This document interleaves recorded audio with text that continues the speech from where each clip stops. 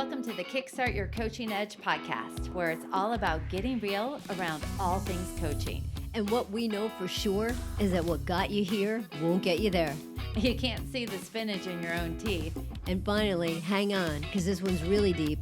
Once you realize that you are the traffic, everything makes complete and unadulterated sense. It's a new month, it's a new topic, and we are talking about impulse control. I thought you were going to start singing something for some reason. I don't know what popped into my head was U2. It's a beautiful day. I love it.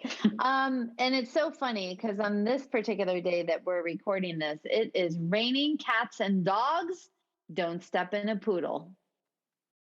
I know. So bad. So bad. But I couldn't help myself. Why? I had low impulse control around cheesy jokes. So let's talk a little bit about impulse control, how it ties into emotional intelligence. Karen, give the listeners a definition.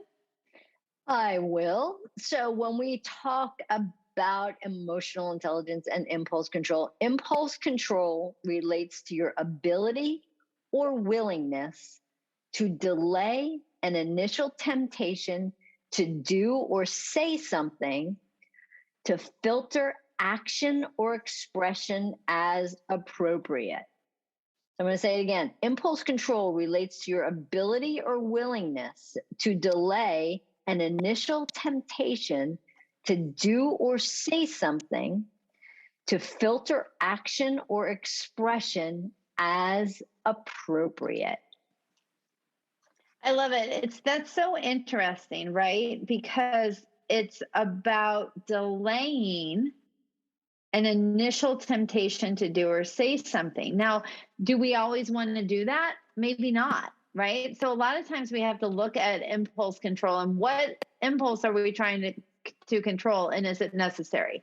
So for example, if there is a burning building and my impulse is to say, get out, run for your lives, call the fire department, all of that and interject, that's totally appropriate. There is no delay needed.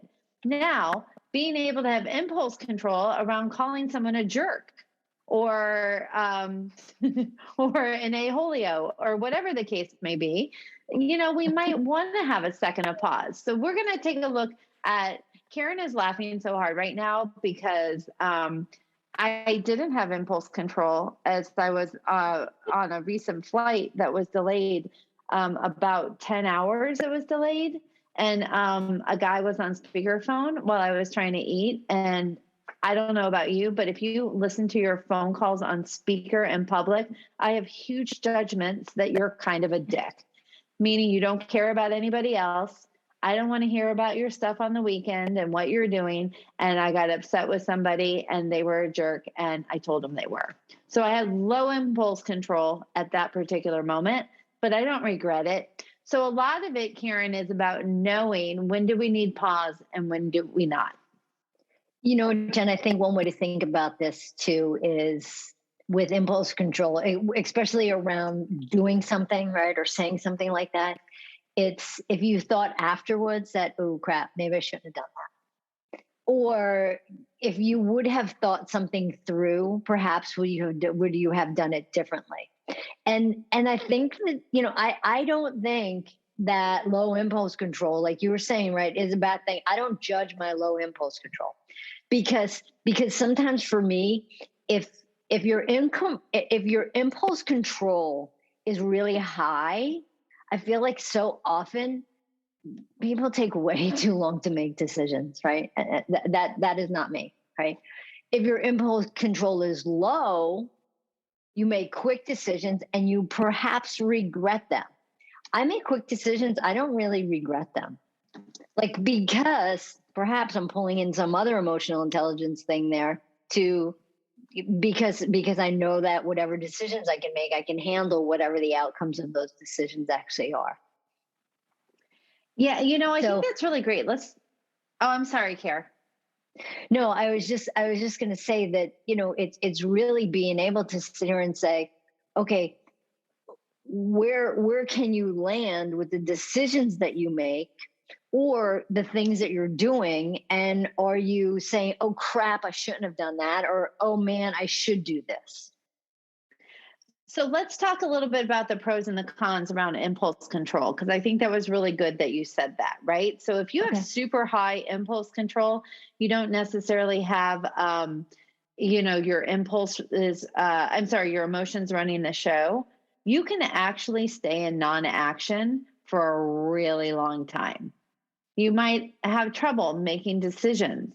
You might stay almost analysis by paralysis of hanging in there because you're so, should I do this? Should I do that? What are the pros? What are the cons? What is the best thing? And you really are buying yourself time because you're allowing so low of a reaction to some of these things that sometimes you can actually get stuck. Yeah. And for me, like that sound, I hate that feeling. Like stuck does not work for me. Nope. Now, the opposite side of it is if you have low impulse control, you may say things that you regret. You may invest in things that you shouldn't. You may move across the country and realize that you never researched what living in Alabama really was like. And so you find yourself in situations then that you might be trying to correct, do differently. It could be that you have more of a regret or a hindsight, 2020 mentality about things. Now, that's only if you label the impulse that you took as being poor. Now, a lot of times, low impulse control can give you big wins. You got in on GameStop super early in the stock, right? So you're go, go, go, go, go, and you have more opportunity. So it's just about how it is that you see it. There's pros and cons to both. Low impulse control maybe means that you have more possibilities, opportunities, and you get into things before other people can even catch up. And so it just goes both ways. And I think that's really important to highlight. Yeah, I do too, Jen. And I think too, it's when the income, and I think for me, it's about determining the results. So if your impulse control is low, right? Or you explosive, right? You overreact. And then you go, oh shit, I shouldn't have done that. Right.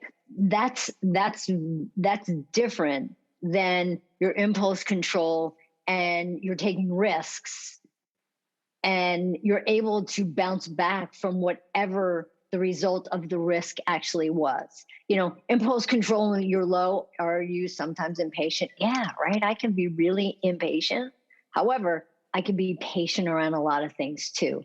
So I think a big part of impulse control is knowing when it works for you, when it works against you. And I got to tell you, the thing with impulse control for me that makes me nuts is when impulse control is so high, there's so much overthinking involved with people. So the awareness around that part of it is, it's great that you can call your own time out, gather all the pieces to something and make an informed decision. But Jesus, if it takes you 3 weeks to do that, I'm already on like 16 different impulse controls that I didn't have. I love it. So it is true though. It's what emotion is driving the overindulgence in impulse control, or what emotion is driving when there is less of impulse control. So few things to think about as you coach, right? And as you're working with your clients is to talk to them about how would they rate themselves on impulse control?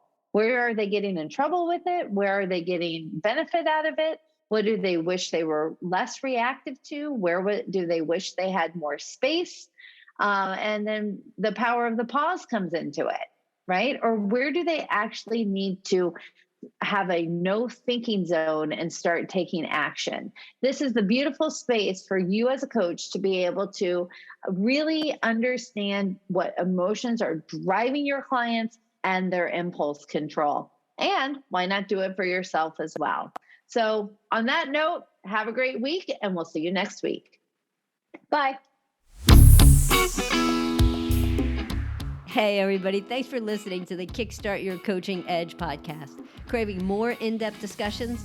Check out the Get Real Inner Circle with our no BS in-crowd of coaches. Join live coaching discussions, breakdowns of coaching calls, and have some fun while you're at it. You're going to want to go to kickstartyouredge.com/inner circle.